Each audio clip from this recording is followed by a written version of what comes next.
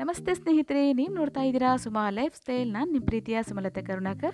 ನಾವಿವತ್ತು ಪುತ್ತೂರು ಜಾತ್ರೆಗೆ ಬಂದಿದ್ದೀವಿ.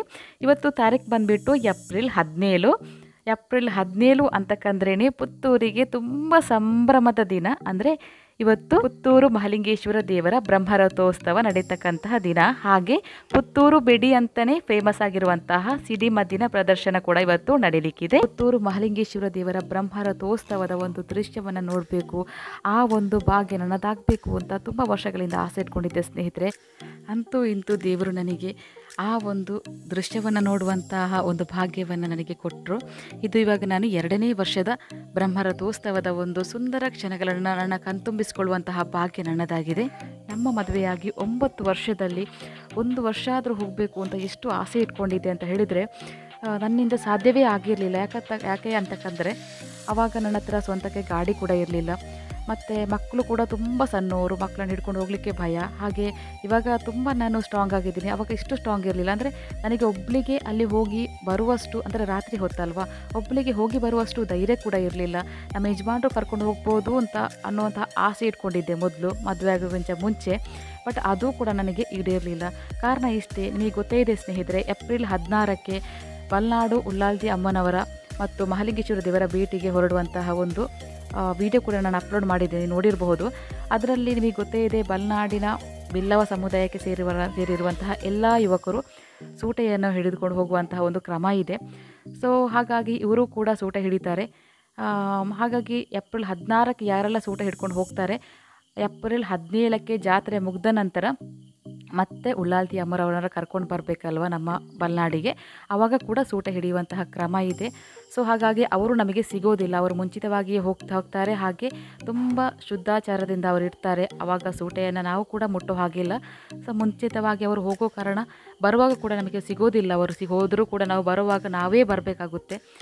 ಸೊ ಆ ಕಾರಣಕ್ಕೋಸ್ಕರ ಅವರು ಕೂಡ ಕರ್ಕೊಂಡು ಹೋಗಬಹುದು ಅನ್ನುವಂಥ ನನ್ನ ಆಸೆ ಕೂಡ ಅದು ಆಸೆಯಾಗಿ ಉಳಿದಿತ್ತು. ಸೊ ನೋಡಿ, ಇವಾಗ ಸ್ವಲ್ಪ ಮಕ್ಕಳು ದೊಡ್ಡವರಾಗಿದ್ದಾರೆ. ಇವಾಗ ನನ್ನ ಹತ್ರ ಸ್ವಂತಕ್ಕೆ ಗಾಡಿ ಕೂಡ ಇದೆ. ಆ ದೇವರು ನನಗೆ ಕಡೆಗೂ ನನಗೆ ಈ ಒಂದು ದೃಶ್ಯವನ್ನು ನೋಡುವಂತಹ ಒಂದು ಭಾಗ್ಯವನ್ನು ನನಗೆ ಕೊಟ್ಟರು. ಅಷ್ಟೇ ಸಾಕು ನನಗೆ ಲೈಫಲ್ಲಿ, ಇನ್ನೇನು ಬೇಕಲ್ವಾ.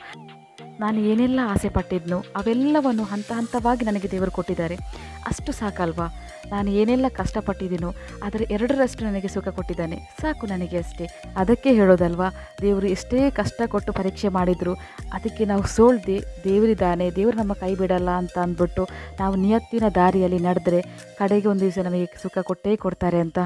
ಸೊ ಪ್ರತಿ ವರ್ಷವೂ ನಾನು ತುಂಬ ಬೇಜಾರಾಗಿ ಕೂತ್ಕೋತಾ ಇದ್ದೆ ಏಪ್ರಿಲ್ 17 ಎಲ್ಲರೂ ಹೋಗ್ತಾ ಇದ್ದಾರೆ, ದೇವರೇ ನನಗಂತೂ ನಿಮ್ಮ ಒಂದು ಆ ಬ್ರಹ್ಮರಥವನ್ನು ಎಳೆಯುವಂತಹ ದೃಶ್ಯವನ್ನು ನೋಡೋ ಭಾಗ್ಯ ಇಲ್ವೇ ಅಂತ. ಸೊ ನೋಡಿ, ಇವತ್ತು ಆವಾಗ ಎಷ್ಟು ಬೇಜಾರು ಪಡ್ತಾ ಇದ್ನೋ ಇವಾಗ ಅದಕ್ಕೆ ಡಬಲ್ ಆಗಿ ನಾನು ಖುಷಿ ಪಡ್ತಾ ಇದ್ದೀನಿ. ನೋಡಿ, ನಾನಿವಾಗ ಜಾತ್ರೆಯಲ್ಲಿ ಇದ್ದೀನಿ. ಪುತ್ತೂರು ಮಹಾಲಿಂಗೇಶ್ವರ ದೇವರ ಈ ಬ್ರಹ್ಮರಥೋತ್ಸವದ ಒಂದು ಸುಂದರ ದೃಶ್ಯವನ್ನು ನೋಡೋದಕ್ಕೋಸ್ಕರ ನಾನು, ನಮ್ಮ ಯಜಮಾನರು, ಮಕ್ಕಳು ಎಲ್ಲ ಕೂತ್ಕೊಂಡು ಇವಾಗ ಕಾಯ್ತಾ ಇದ್ದೀವಿ. ಇವಾಗಂತೂ ನಮ್ಮ ಯಜಮಾನರು ನಮ್ಮ ಜೊತೆನೇ ಇದ್ದಾರೆ. ಅಂದರೆ ನಾವಿವಾಗ ಮಕ್ಕಳಿಗೆ ಆಟಿಕೆ ಎಲ್ಲ ಬೇಕು ಅಂತ ಕೇಳ್ತಾ ಇದ್ದಾರೆ. ಸೊ ಹಾಗಾಗಿ ಇಲ್ಲಿ ತೆಗೆದುಕೊಡ್ತಾ ಇದ್ದಾರೆ. ಇನ್ನು ಒಂದು ಗಂಟೆ 1.5 ಗಂಟೆ ನಮ್ಮ ಜೊತೆ ಇರ್ತಾರೆ ಅವರು. ಬ್ರಹ್ಮರಥೋತ್ಸವ ಆಗುವಂಥ ಸಂದರ್ಭದಲ್ಲಿ ನಮ್ಮನ್ನು ಬಿಟ್ಟು ಹೋಗ್ತಾರೆ. ಸೊ ಆವಾಗ ನಾವು ಎಲ್ಲವನ್ನು ನೋಡಿಬಿಟ್ಟು ಅಲ್ಲಿಂದ ಮತ್ತೆ ನಾನು ನನ್ನ ಮಕ್ಕಳು ಮಾತ್ರ ಸ್ಕೂಟಿನಲ್ಲಿ ವಾಪಸ್ ಮನೆಗೆ ಬರಬೇಕಾಗುತ್ತೆ. ಆಲ್ರೆಡಿ ನಾನಿವಾಗ ಗಾಡಿ ತಂದಿರೋದ್ರಿಂದ ಆರಾಮಾಗಿ ಹೋಗಬಹುದು, ಭಯ ಇಲ್ಲ. ಸೊ ಬನ್ನಿ, ಇವಾಗ ನಾವು ನಾನಂತೂ ಈ ಜಾತ್ರೆಯಲ್ಲಿ ಇವಾಗ ತುಂಬ ಖುಷಿಯಲ್ಲಿ ಎಲ್ಲವನ್ನು ನೋಡ್ತಾ ಇದ್ದೀನಿ. ನೀವು ಕೂಡ ಸ್ಕಿಪ್ ಮಾಡದೆ ಪ್ರತಿಯೊಂದು ದೃಶ್ಯವನ್ನು ನೋಡ್ಕೊಳ್ಳಿ. ಓಕೆ, ದೇವಸ್ಥಾನದ ಈ ಬ್ರಹ್ಮರಥೋತ್ಸವದ ಸಂದರ್ಭದಲ್ಲಿ ರಥದ ಪೂಜನೆ ರಶೀದಿ ಮಂದಿರದಲ್ಲಿ ರಥದ ಎದುರಿಗೂ ಬರಲು ಪಟಾಕಿ ಪುಡಪ್ಪನ ಸಂದರ್ಭಗಳು ದೇವರಿಗೆ ಪೂಜೆ ನಡೆಸಲು ಪೂಜೆ ನಡೆಸಲು ಬ್ರಹ್ಮಾರ್ಪಣೆಗೆ ಅವಕಾಶ ಉಂಟು. 5 ರೂಪಾಯಿ ಪೂಜೆ ಮಂದಿರಗಳಿಗೆ ಪ್ರಸಾದ ವಿತರಣೆ ಆಗಲು, ಬಾಕಿ ನಗರಿಗೆ ಪ್ರಸಾದ ದೇವಸ್ಥಾನದ ಉಳಾಯಿ ಮೀಟಿ ಕೊರಬೇಕು. ರಥೋತ್ಸವದ ದುಃಖ KSRTC ಬಸ್ಸಿನ ವ್ಯವಸ್ಥೆ ಉಂಟು.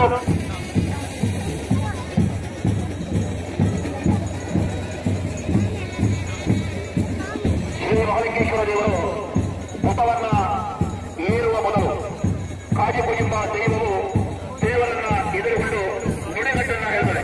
ಸಮಸ್ತ ದುರಿತಗಳ ನಿವಾರಣೆಗಾಗಿ ಎಲ್ಲರಿಗೂ ಸಂಬಂಧವಾಗಲಿ ಎನ್ನುತ್ತಾ ರಥಾರೋಹಣವಾಗಲಿ ಎನ್ನುತ್ತಿರುವಂತೆ ದೇವರು ರಥವನ್ನು ಇರುತ್ತಾರೆ. ಬಳಿಕ ಭವ್ಯವಾದ ವೈಭವದ ಬ್ರಹ್ಮರಥೋತ್ಸವ ನಡೆಯುತ್ತದೆ. ಬನ್ನಿ,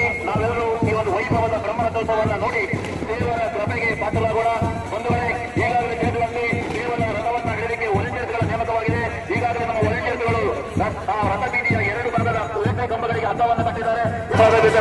ನಿನಗೆ ದಯವಿಟ್ಟು ಗಮನ ಹರಿಸಿ.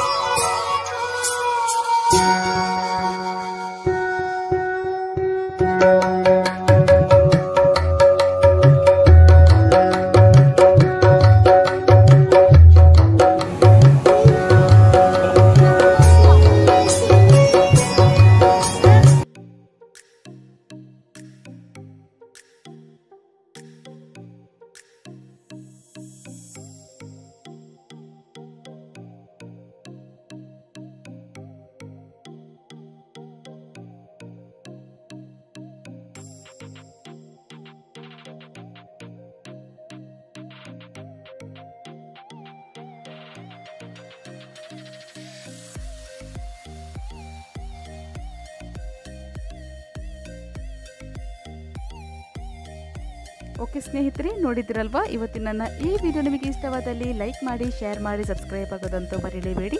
ಹಾಗೆ ನಾನು ನಾಳೆ ಸಿಗ್ತೀನಿ ಹೊಸದೊಂದು ವಿಡಿಯೋದೊಂದಿಗೆ. ಅಲ್ಲಿವರೆಗೂ ನೀವು ಕಾಯ್ತಾ ಇರಿ. Take care. Thank you for watching.